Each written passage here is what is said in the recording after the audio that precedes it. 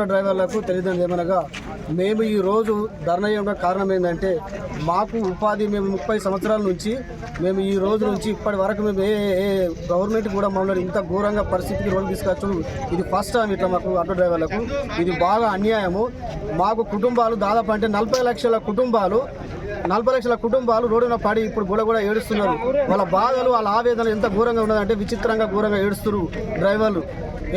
ఎంతనే గవర్నమెంట్ మాకు స్పందించి ఇమీడియట్లీ మా డిమాండ్లను మాకు సహాయం చేయాలని కోరుతున్నాం. ఏ గవర్నమెంట్ కూడా ఇంత మాకు ఘోరంగా అన్యాయం చేయలేదు ఈ డ్రైవర్లకు.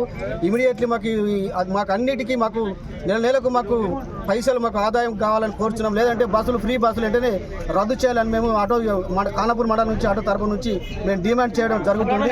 మాకు ఖచ్చితంగా దీన్ని అమలు బస్సులు స్టాప్ చేసి మాకు ఆటో డ్రైవర్లకు ఏదో ఉపాధి కల్పించాలని కోరుకుంటూ ముగిస్తున్నాం.